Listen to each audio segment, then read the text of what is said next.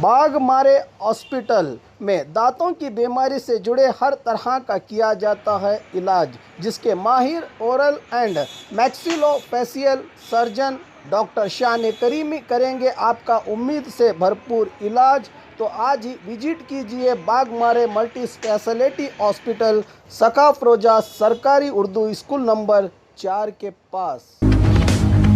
स्वागत है आपका बी न्यूज नेशन में। मैं हूं आबिद हुसैन शेख। बीजापुर महिला विश्वविद्यालय बीजेपी की नहीं कांग्रेस की देन है। राजू आलगूर। कुछ दिन पहले राज्य के हाली जल संसाधन मंत्री गोविंद कारजोल ने निजी अखबारों के जरिए कहा था कि बीजापुर अक्का महादेवी महिला विश्वविद्यालय बीजेपी सरकार ने स्थापित करके आज इस मकाम पर पहुंचाया है। इस पर कांग्रेस जिला अध्यक्ष राजू आलगूर ने आज एक प्रेस मीट के जरिए एमबी पाटिल को पहले राज्य चुनाव प्रचार समिति के अध्यक्ष बनाए जाने पर बधाई पेश करते हुए फिर कारजोल पर अपना आक्रोश जताया कि साल 1999 में राज्य के सीएम रहे एसएम कृष्णा के अधिकार अवधि में पहले बजट में बीजापुर में महिला विश्वविद्यालय की स्थापना को मंजूरी मिली थी। तब की राष्ट्रीय कांग्रेस अध्यक्ष सोनिया गांधी जी के हाथों इसकी भूमि पूजा भी की गई थी। 2016 की सभा में जेडीएस की लीलावती आर प्रसाद ने बीजापुर महिला विश्वविद्यालय को अक्का महादेवी का नाम रखने की मांग की। तभी उस समय के सीएम रहे सिद्धरामैया की ओर से 2017 में कुल 3 लाख महिलाएं और साधु संतों को जोड़कर शरण संतों में गिनी जाने वाली अक्का महादेवी के नाम से अधिकृत तौर पर नामांकन किया गया। लेकिन आज मंत्री कारजोल बीजेपी सरकार ने महिला विश्वविद्यालय की स्थापना की बात कह रहे हैं, जो सही नहीं है। मंत्री अपने ओहदे का ख्याल करके इस तरह के गलत बयानबाजी करना बंद करें। हर बार कांग्रेस के कामों को अपनी देन बताना बंद करे। बीजेपी इस तरह से अपना आक्रोश जताया कांग्रेस जिला अध्यक्ष राजू आलगूर ने। रही बात महिला विश्वविद्यालय को बंद करने की, जो सरकार की तरफ से बड़ी साजिश बताई जा रही थी, इस पर कई नेताओं और खासकर डीसी और विश्वविद्यालय की कुलपति ने भी इन तमाम बातों को बेबुनियाद बताते हुए महिला विश्वविद्यालय को बंद नहीं किया जाएगा कहा है।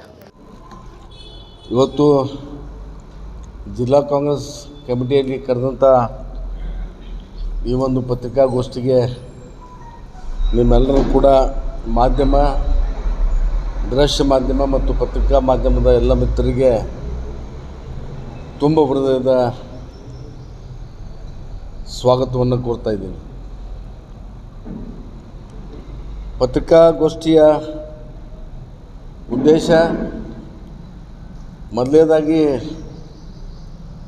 ಎಂ.ಬಿ. ಪಾಟೀಲ್ ಸಾಹೇಬರಿಗೆ ಅಭಿನಂದಿಸೋ ಜೊತೆಗೆ ನಮ್ಮ ವಿಶ್ವವಿದ್ಯಾಲಯ ಮಹಿಳಾ ವಿಶ್ವವಿದ್ಯಾಲಯಕ್ಕೆ ಸಂಬಂಧಪಟ್ಟಂಥ ಕೆಲವು ವಿಚಾರಗಳನ್ನು ಈ ಸಂದರ್ಭದಲ್ಲಿ ನಾನು ತಮ್ಮ ಜೊತೆ ಹಂಚ್ಕೊಳ್ಳೋದು ಭಾಳ ಪ್ರಸ್ತುತ ಅಂತ ಹೇಳಿ ಭಾವಿಸ್ಕೊಂಡು ಕೆಲವು ವಿಚಾರಗಳನ್ನ ಹೇಳಲಿಕ್ಕೆ ಬಯಸ್ತಾ ಇದ್ದೀನಿ। ಮೊದಲನೇದಾಗಿ ನಮ್ಮ ಜಿಲ್ಲೆಯ ಕಾಂಗ್ರೆಸ್ ಪಕ್ಷದ ಹಿರಿಯ ನಾಯಕರಾಗಿರ್ತಕ್ಕಂಥ ಎಂ.ಬಿ. ಪಾಟೀಲ್ ಸಾಹೇಬರು ಸತತ 30 ವರ್ಷಗಳವರೆಗೆ, ನಾನು ತಿಳಿದಾಗ 91ರಲ್ಲಿ ಅಧಿಕೃತವಾಗಿ ಕಾಂಗ್ರೆಸ್ ಪಕ್ಷದಲ್ಲಿ ಅವರು ಜಾಯ್ನ್ ಆಗಿ ಇವತ್ತಿಗೆ 30 ವರ್ಷ ಆಯಿತು। ಈ 30 ವರ್ಷದಲ್ಲಿ 5 ಸಲ ಶಾಸಕರಾಗಿ, 1 ಸಲ ಲೋಕಸಭೆಯ ಸದಸ್ಯರಾಗಿ, ರಾಜ್ಯದ ಮಂತ್ರಿಗಳಾಗಿ, 1 ಸಲ ಗೃಹ ಮಂತ್ರಿಗಳಾಗಿ, ಇನ್ನೊಂದು ಸಲ ಮೊದಲನೇದಾಗಿ ನೀರಾವರಿಯ ಸಚಿವರಾಗಿ ಈ ರಾಜ್ಯ ಮರೆಯಲಾಗಿರ್ತಕ್ಕಂಥ ಕೆಲಸ ಮಾಡಿರ್ತಕ್ಕಂಥ ತಮಗೆಲ್ಲ ಗೊತ್ತಿರ್ತಕ್ಕಂಥ ವಿಚಾರ। ಇವತ್ತು ಅವರ 30 ವರ್ಷಗಳ ಸುದೀರ್ಘ ಸೇವೆಯನ್ನು ಪರಿಗಣಿಸಿ ಇವತ್ತು ನಮ್ಮ ರಾಷ್ಟ್ರೀಯ ಅಧ್ಯಕ್ಷರಾಗಿರ್ತಕ್ಕಂಥ ಶ್ರೀಮತಿ ಸೋನಿಯಾ ಗಾಂಧೀಜಿಯವರು, ರಾಹುಲ್ ಗಾಂಧೀಜಿಯವರು, ಶ್ರೀಮತಿ ಪ್ರಿಯಾಂಕಾ ಗಾಂಧಿ ವಾಡ್ರಾರವರು, ರಾಜ್ಯ ನಾಯಕರಾಗಿರ್ತಕ್ಕಂಥ ಸನ್ಮಾನ್ಯ ಸಿದ್ದರಾಮಯ್ಯ ಸಾಹೇಬರು, ಡಿ.ಕೆ. ಶಿವಕುಮಾರ್ ಸಾಹೇಬರು, ಮಲ್ಲಿಕಾರ್ಜುನ್ ಖರ್ಗೆ ಅವರು, ಹೀಗೆ ಅನೇಕ ಎಲ್ಲ ಹಿರಿಯರು ಕೂಡ ಒಮ್ಮತದಿಂದ ಇವತ್ತು ರಾಜ್ಯ ಪ್ರಚಾರ ಸಮಿತಿಯ ಅಧ್ಯಕ್ಷರನ್ನಾಗಿ ಮಾಡಿದ್ದಕ್ಕೆ ತಮ್ಮೆಲ್ಲರ ಮೂಲಕ ನಾನು ಅವರನ್ನು ಅಭಿನಂದಿಸಲಿಕ್ಕೆ ಬಯಸ್ತಾ ಇದ್ದೇನೆ. ಇದು ಒಂದು. ಎರಡನೇದಾಗಿ ಮಹಿಳಾ ವಿಶ್ವವಿದ್ಯಾಲಯ ಪ್ರಾರಂಭ ಯಾವಾಗಾಯಿತು ಅನ್ನೋದ್ರ ಬಗ್ಗೆ ತಮಗೆ ಮನವರಿಕೆ ಮಾಡಿಕೊಡಲಿಕ್ಕೆ ನಾನು ಬಯಸ್ತಾ ಇದ್ದೇನೆ. 1999ರಲ್ಲಿ ನಾನು ಕೂಡ ಶಾಸಕನಾಗಿದ್ದೆ. ಆ ಸಂದರ್ಭದಲ್ಲಿ ಸನ್ಮಾನ್ಯ ಎಸ್ ಎಂ ಕೃಷ್ಣರವರು ಮುಖ್ಯಮಂತ್ರಿಗಳಾಗಿದ್ದರು. ಅವರ ಮೊದಲನೆಯ ಬಜೆಟ್ನಲ್ಲಿ ಏನು ಮೊದಲನೆಯ 1999 ಮೊದಲನೆಯ ಒಂದು ಬಜೆಟ್ ಘೋಷಣೆ ಮಾಡಿದ್ರು. ಆ ಬಜೆಟ್ನಲ್ಲಿ ಸ್ಪಷ್ಟವಾಗಿ ಬಿಜಾಪುರಕ್ಕೆ ಒಂದು ಮಹಿಳಾ ವಿಶ್ವವಿದ್ಯಾಲಯನ ಕೊಡ್ತೇವೆ ಅಂತಕ್ಕಂಥದ್ದನ್ನು ಬಜೆಟ್ನಲ್ಲಿ ಹೇಳಿದ್ರು. ಆಗಿರ್ತಕ್ಕಂಥ ಮಾಧ್ಯಮದ ಮಿತ್ರರಿಗೆ ಬಹುಶಃ ಗೊತ್ತಿರ್ಬೋದು. ಇದಾದ ಮೇಲೆ ನಮ್ಮ ಪಕ್ಷದ ಅಧ್ಯಕ್ಷನೇ ಆಗಿರ್ತಕ್ಕಂಥ ಶ್ರೀಮತಿ ಸೋನಿಯಾ ಗಾಂಧಿಯವರನ್ನು ಕರೆಸಿ ವಿಶ್ವವಿದ್ಯಾಲಯ ಸ್ಥಾಪನೆ ಮಾಡಿ ಅವರಿಂದ ಉದ್ಘಾಟನೆಯನ್ನು ಕೂಡ ಮಾಡಿಸಲಾಯಿತು. ಮುಂದೆ ವಿಶ್ವವಿದ್ಯಾಲಯಕ್ಕೆ ಪ್ರಾರಂಭದಲ್ಲಿ ಬೇಕಾಗಿರ್ತಕ್ಕಂಥ ಎಲ್ಲ ಸಂಪನ್ಮೂಲಗಳನ್ನು ಎಸ್ ಎಂ ಕೃಷ್ಣ ಸರ್ಕಾರ ಮತ್ತು ಆಗಿನ ಉನ್ನತ ಶಿಕ್ಷಣ ಸಚಿವರಾಗಿರ್ತಕ್ಕಂಥ ಜಿ ಪರಮೇಶ್ವರ್ ಅವರು ಒದಗಿಸಿಕೊಟ್ರು ಅಂತಕ್ಕಂಥದ್ದನ್ನು ನಾವು ಜಿಲ್ಲೆಯ ಜನತೆ ಯಾವತ್ತೂ ಕೂಡ ಮರಿಬಾರ್ದು ಅಂತಕ್ಕಂಥ ಮಾತನ್ನು ಹೇಳಿ, ಇವತ್ತು ನಮ್ಮ ಸನ್ಮಾನ್ಯ ಕಾರಜೋಳರವರು ನಾವು ಪದೇ ಪದೇ ಆ ವಿಷಯಕ್ಕೆ ಹೋಗಬಾರ್ದು ಅಂತ ಎಷ್ಟೇ ಪ್ರಯತ್ನ ಮಾಡಿದ್ರು ಕೂಡ ಕಾರಜೋಳರವರು ವಿಶ್ವ ಮತ್ತು ಪ್ರಜಾವಾಣಿ ಪತ್ರಿಕೆಯಲ್ಲಿ ಬಂದಿರತಕ್ಕಂಥ ವರದಿಯ ಆಧಾರದ ಮೇಲೆ ಬಿಜಾಪುರ ಮಹಿಳಾ ವಿಶ್ವವಿದ್ಯಾಲಯಕ್ಕೆ ಅಕ್ಕಮಹಾದೇವಿಯನ್ನು ಹೆಸರಿಡಲಿಕ್ಕೆ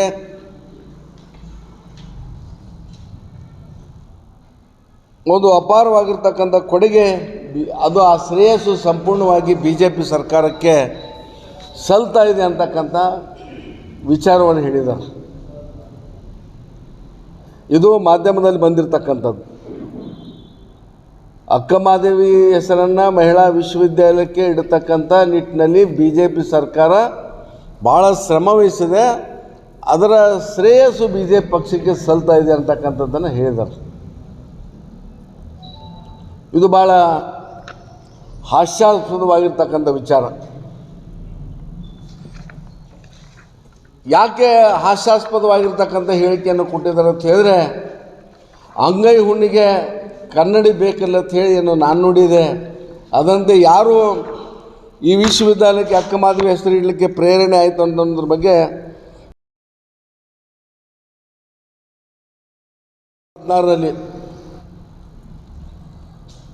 ಯುವಜನ ಮಹಿಳಾ ವೇದಿಕೆ ಒಂದು ಸಭೆ ಕಂದಗಲ್ ಹನುಮಂತರಾಯ ರಂಗಮಂದಿರದಲ್ಲಿ ಆಯಿತು. ಯುವಜನ ಮಹಿಳಾ ವೇದಿಕೆಯಿಂದ ಆ ಒಂದು ಸಭೆಗೆ ಜನತಾದಳಿರ್ತಕ್ಕಂಥ ಹಿಂದಿನ ಸಚಿವೆ ಇರ್ತಕ್ಕಂಥ ಲೀಲಾವತಿ ಆರ್ ಪ್ರಸಾದ್ ಅವರು ಕೂಡ ಅಲ್ಲಿ ಸಭೆಗೆ ಬಂದಿದ್ದರು. ಸಭೆಗೆ ಬಂದಾಗ ಅದರಲ್ಲಿ ನೀರಾವರಿ ಸಚಿವರಾಗಿ ಎಂ.ಬಿ. ಪಾಟೀಲ್ ಕೂಡ ಆ ಸಭೆಯಲ್ಲಿ ಭಾಗವಹಿಸಿದರು. ಆ ಸಭೆಯಲ್ಲಿ ಲೀಲಾವತಿ ಆರ್ ಪ್ರಸಾದ್ ಅವರು ಒಂದು ಮಾತನ್ನು ಹೇಳಿದ್ರು. ಅವ್ರ ಪ್ರಾಸ್ತಾವಿಕ ವಿಚಾರದಲ್ಲಿ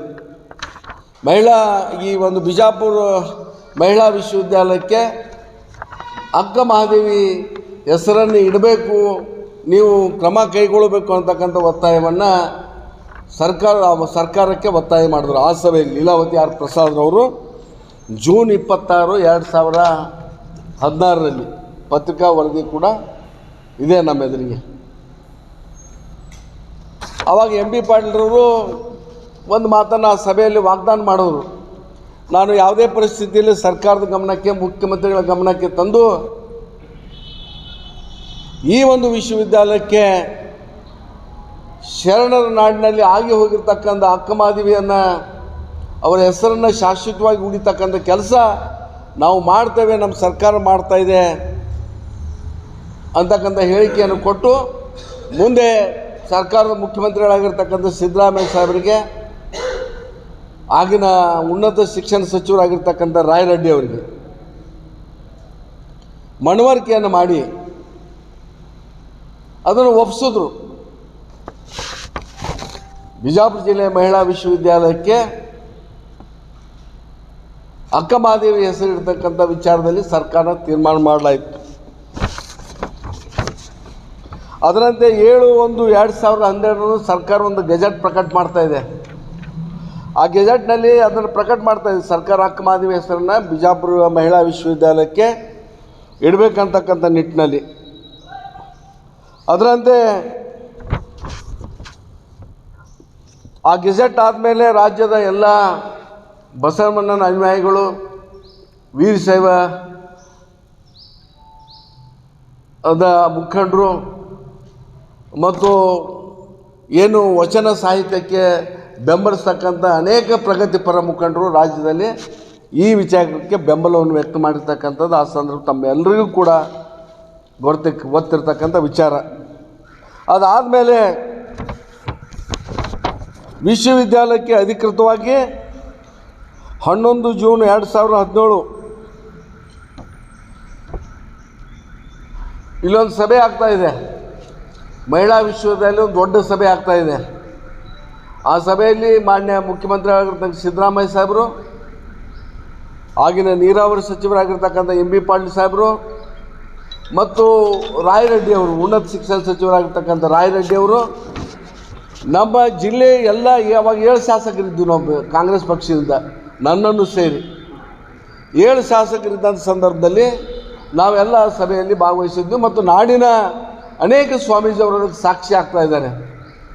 ಅದಕ್ಕೆ ಯಾರ್ಯಾರು ಸಾಕ್ಷಿ, ಸಿದ್ದೇಶ್ವರ ಸ್ವಾಮೀಜಿಯವರು ಹಿಡಿದು ಇವತ್ತು ಗದಗಿನ ತೋಂಟದಾರ್ಯವರು ಆಗಿರ್ಬೋದು, ಇವಾಗ ತೋಂಟದಾರ್ಯವರು ಆಗಿನ ಸಂದರ್ಭದಲ್ಲಿ ಅದರ ಭಾಗವಹಿಸಿದ್ರು.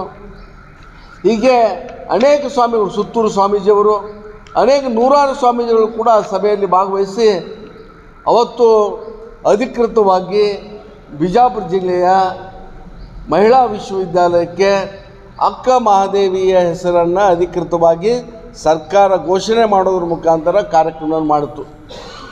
ಆ ಕಾರ್ಯಕ್ರಮ ತಮ್ಗೆ ಗೊತ್ತಿದೆ, ಇವತ್ತು ಇಡೀ ರಾಜ್ಯದಿಂದ 3 ಲಕ್ಷ ಜನ ಮಹಿಳೆಯರನ್ನು ಸೇರಿಸಿರ್ತಕ್ಕಂಥದ್ದು. ಯಾರೋ ಪುರುಷರು ಭಾಳ ಕಡಿಮೆ ಇದ್ದರು, 3 ಲಕ್ಷ ಜನ ಮಹಿಳೆಯರನ್ನು ಸೇರಿಸಿ ಅಕ್ಕ ಮಹಾದೇವಿಯ ಹೆಸರನ್ನು ಇಡೋದ್ರ ಮುಖಾಂತರ ಆ ತಾಯಿಗೆ ಒಂದು ಗೌರವಾರ್ಪಣೆ ಮಾಡ್ತಕ್ಕಂಥ ಕೆಲಸ ಕಾಂಗ್ರೆಸ್ ಪಕ್ಷ ಮಾಡ್ತು ಅನ್ನೋದ್ರ ಬಗ್ಗೆ ನಾವು ಗಮನ ಹರಿಸ್ಬೇಕಾಗ್ತಾಯಿದೆ. ಇಷ್ಟೆಲ್ಲ ವಾಸ್ತವ ಸಂಗತಿ ಸತ್ಯಗಳು ನಮ್ಮ ಎದುರಿಗೆ ಇರುವಾಗ ಕಾಜೋಳ ಅವ್ರಿಗೆ ಇತ್ತಿತ್ತಲಾಗಿ ಏನಾಗಿದೆ ಗೊತ್ತಿಲ್ಲ, ನಾವು ಆ ವಿಷಯಕ್ಕೆ ಹೋಗಬಾರ್ದು ಅಂತ ತೀರ್ಮಾನ ಮಾಡಿದ್ವಿ. ಮತ್ತೆ ಕಾಂಗ್ರೆಸ್ ಪಕ್ಷದ ಏನು ಮಾಡಿರ್ತಕ್ಕಂಥ ಕೆಲಸಗಳ ಬಗ್ಗೆ ನಾವು ಮಾಡಿವಿ ಅಂತಕ್ಕಂಥ ಹೇಳಿಕೆಯನ್ನು ಕೊಡ್ತಕ್ಕಂಥ ಒಂದು ವಿಪರ್ಯಾಸ ಏನಿದೆ, ಆ ಒಂದು ಚಟ ಏನಿದೆ, ಬಹುತೇಕವಾಗಿ ಅವರು ಮುಂದುವರ್ಸ್ಕೊಂಡು ಹೋಗ್ತಿರ್ತಕ್ಕಂಥದ್ದು ಭಾಳ ದುರ್ದೈವದ ಸಂಗತಿ ಅಂತ ಇಷ್ಟೇ ಮಾತ್ರ ನಾನು ಇಲ್ಲಿ ಹೇಳಲಿಕ್ಕೆ ಬಯಸ್ತಾ ಇದ್ದೇನೆ. ಇದನ್ನು ಅವ್ರು ಮಾಡಬಾರ್ದು, ಯಾಕಂದರೆ ಅವರ ದೊಡ್ಡ ಸ್ಥಾನಕ್ಕೆ, ಅವರ ಹುದ್ದೆಗೆ ಶೋಭಿಸ್ತಕ್ಕಂಥ ವಿಚಾರ ಅಲ್ಲ. ಇವತ್ತು ಉದಾಹರಣೆಗಾಗಿ ಇಲ್ಲಿ ಏರ್ಪೋರ್ಟ್ ನಡೀತಾ ಇದೆ. ನಾವು ಯಾವತ್ತಿಗೂ ಕೂಡ ಕಾಂಗ್ರೆಸ್ ಪಕ್ಷ ನಮ್ಮ ಕಾಣಿಕೆ ಅಂತ ಎಲ್ಲಿ ಕೂಡ ನಾವು ಹೇಳಿಲ್ಲ. ಅವರು ಹಿಂದಿನ ಸರ್ಕಾರ ಇದ್ದಾಗ ಭೂಮಿ ಖರೀದಿ ಮಾಡಿದ್ರು. ಇವತ್ತು ಅವ್ರ ಸರ್ಕಾರ ಬಂದ ಮೇಲೆ ಅದಕ್ಕೊಂದು ಅನುದಾನ ಕೊಟ್ಟು ಏನೋ ಕೆಲಸ ಪ್ರಾರಂಭ ಮಾಡಿದ್ದಾರೆ. ಇದು ಎಲ್ಲರಿಗೂ ಗೊತ್ತಿರ್ತಕ್ಕಂಥ ವಿಚಾರ. ಇದನ್ನು ನಾವು ಎಲ್ಲಾದರೂ ನಾವು ಮಾಡಿವಿ ಅಂತ ಹೇಳಿದ್ರೆ ಅದು ಭಾಳ ಮೂರ್ಖತನದ ಮಾತಾಗ್ತದೆ. ಕಾಂಗ್ರೆಸ್ದವ್ರು ಮಾಡಿವಿ ವಿಮಾನ ನಿಲ್ದಾಣ ಅಂತ ಹೇಳಿದ್ರೆ. ಅದೇ ರೀತಿಯಾಗಿ ಇವತ್ತು ಯಾರೋ ಮಾಡಿದ ಕೆಲಸವನ್ನು, ಯಾವುದೋ ಪಕ್ಷ ಮಾಡಿದ ಕೆಲಸವನ್ನು, ಕಾಂಗ್ರೆಸ್ ಪಕ್ಷ ಮಾಡಿದ ಕೆಲಸವನ್ನು ಆ ಶ್ರೇಯಸ್ಸು ನಮಗೆ ಸಲ್ಲಬೇಕು ಅಂಥೇಳಿ ಅದರ ಸಂಪೂರ್ಣವಾದಂಥ ಒಂದು ಇದಕ್ಕೆ ಜವಾಬ್ದಾರರು ನಾವು ಅನ್ನತಕ್ಕಂಥ ಹೇಳಿಕೆಯನ್ನು ಅವರು ಕೊಟ್ಟಿದ್ದಾರೆ ಪತ್ರಿಕೆಯಲ್ಲಿ. ಅದನ್ನು ನಾವು ಈ ತಮ್ಮ ಮೂಲಕ ಖಂಡಿಸಿ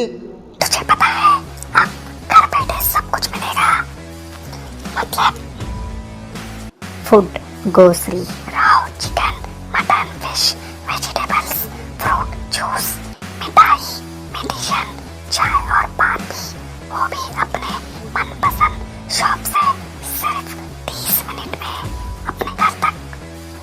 अरे वाह, मैं तो अभी ऑर्डर करती हूँ। क्या बताया आपका नाम? भीगोस। तुम इस ऐप के बारे में किसी को मत बताना। सुना आपने? किसी को मत बताना।